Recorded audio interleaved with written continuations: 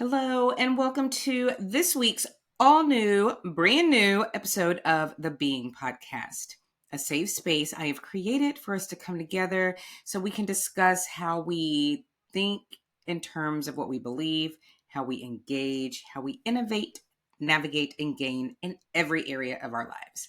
I am your host. I am your girl, Jada, and welcome back. I know last week was a little bit of a mess, but it taught me, and hopefully even if you were able to listen through that, it taught you that there is something about pushing through. There is something about being resilient. There is something about finding a way around the obstacles that come your way, because they're definitely going to try to come and stop you. So last week I came on camera. I was all done up because I had some other stuff that's still going to drop here soon. And so I had this whole thing and I'm like, all right, let me do my episode. Let me get out there and hopefully encourage someone to go after their dreams, release it. Boom, nothing. So what did I have to do? I had to do all those things. I had to, improvise, adapt, and overcome. I had to think, okay, what is my workaround? I still have my 9 to 5. I still have my babies. I still have people that are counting on me, things that I want to accomplish, including doing my podcast. So I went out to the car and I recorded it. And it is what it is. Is it always going to be beautiful and perfect in the way we want it to be?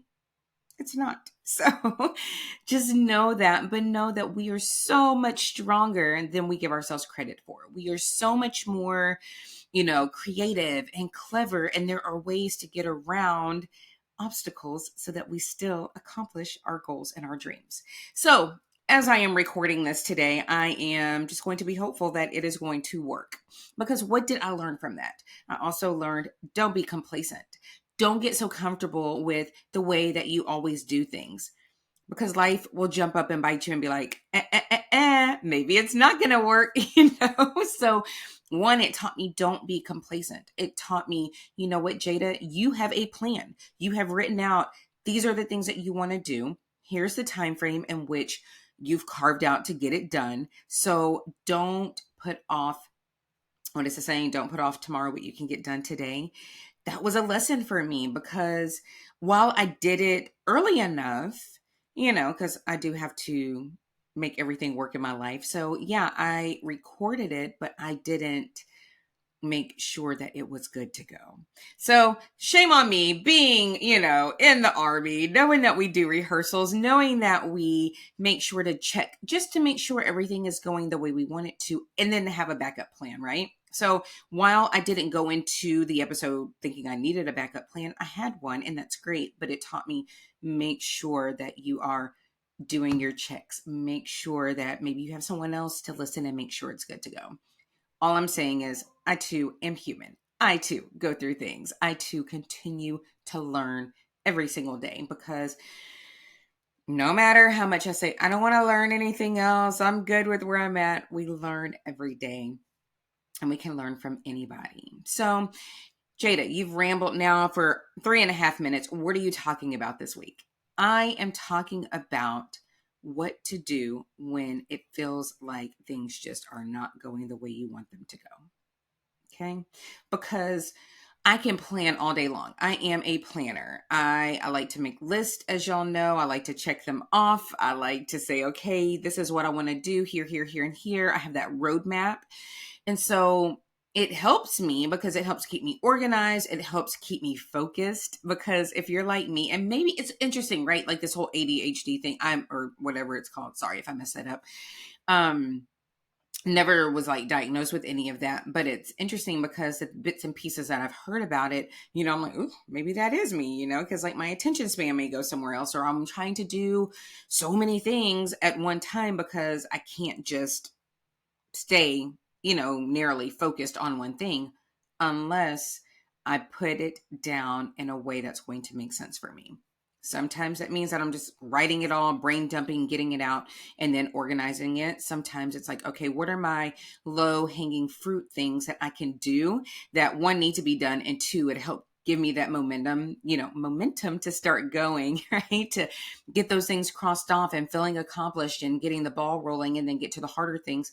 And some days, y'all, it's like, if you don't get these tough things done, you're not going to get to them, or you're not going to do them. So for me, having the roadmap, but being flexible enough to know that it is okay to change them depending on maybe even as with me last week, how things happen on a particular day. Or maybe it's like, what, for me, my baby girl has had an amazing time at summer camp, but now we're getting ready for school. So yes, my schedule will look a little different come the first week of August, because we have to be out of this house at a certain time to make sure she gets to school on time, right? So we've been able to be a little bit less rigid, and it helped me to change my schedule a little bit.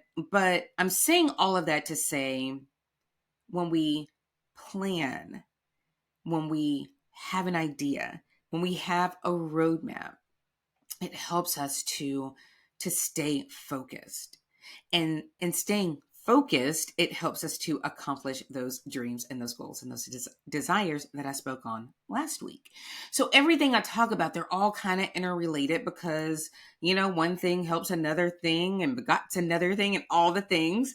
So I just want you to know that when you have these dreams, you have these goals, and then, you have something that pops up that you were not expecting, not wanting, not, bringing into your life and your space.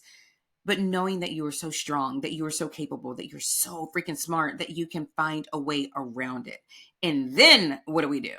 We take those lessons and we tweak them. We become more innovative, that I in being, right? Like, how do I do it different? How do I make it a little bit better? Not that we're trying to do everything all at once, but we're taking those small steps, as they say in all the books, whether it's Atomic Habits or The Slight Edge or whatever you may be reading to feed your mind. It's those small steps, right? Then we get the compound effect and the compound interest, and it just builds on each other and builds on itself. So know that, no, there is no failure. I mean, I guess I could look at last week and be like, oh, it didn't upload. It didn't do what I wanted it to do. And could have completely been derailed by that, and fallen by the wayside and been upset and trying to make an excuse and come out and say, hey, everybody, yes, I know I put this out there that I'm dropping this, episode, but technical difficulties. Wait for me next week.